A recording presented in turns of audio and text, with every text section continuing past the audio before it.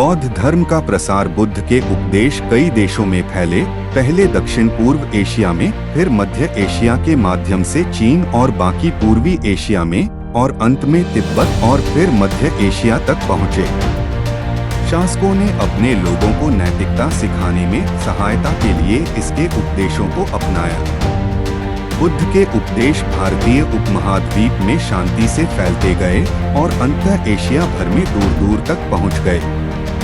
जब यह धर्म नए सांस्कृतिक क्षेत्रों में पहुंचा, तो इसके तरीके और शैलियां स्वतंत्र रूप से स्थानीय मानसिकता के अनुकूल ढल गईं, जबकि इसके मुख्य बिंदुओं ज्ञान और करुणा को संरक्षित रखा गया।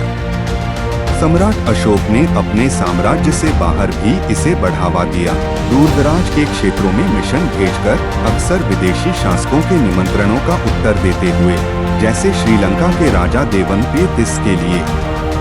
थेरवाद परंपरा 3री शताब्दी ईसा पूर्व में भारत से बर्मा, म्यांमार और श्रीलंका तक फैल गई। वहां से यह दक्षिण पूर्व एशिया, कंबोडिया, थाईलैंड और लाओस के बाकी हिस्सों तक पहुंच गई।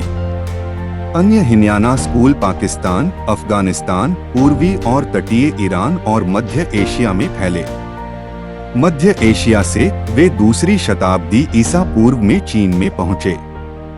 महायान आखिरकार चीन और मध्य एशिया के अधिकांश हिस्सों में बौद्ध धर्म का प्रमुख रूप बन गया।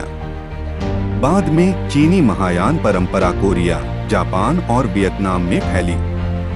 हिनयाना के ये रूप बाद में महायान के तत्वों के साथ मिल गए, जो भारत से उसी मार्ग के माध्यम से आए। तिब्बती महायान परंपरा 7वीं शताब्दी ही में शुरू हुई, जिसने भारतीय बौद्ध धर्म के संपूर्ण ऐतिहासिक विकास को विरासत में प्राप्त किया। तिब्बत से यह परंपरा हिमालयी क्षेत्रों से होते हुए मंगोलिया, मध्य एशिया और रूस के कई क्षेत्रों, बुर्यातिया, कलमिकिया और तुवा तक फैल गई।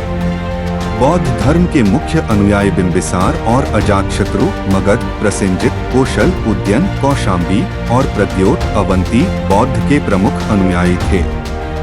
प्रद्योत ने बुद्ध को अपने राज्य में आमंत्रित किया। सम्राट अशोक ने बौद्ध धर्म के प्रचार में महत्वपूर्ण भूमिका निभाई। अशोक के पुत्र महेंद्र और पुत्री संघमित्रा को श्रीलंका में इस धर्म का प्रचार और प्रसार करने के लिए भेजा। उन्होंने केंद्रीय और पश्चिमी एशिया में भी दूत भेजे, जिससे यह धर्म विश्व धर्म बन गया। कनिष्क ने भी इसका संरक्षण किया और इसे भारत के बाहर फैलाने के लिए उपाय किए। यह धर्म व्यापारियों द्वारा भी अपनाया गया।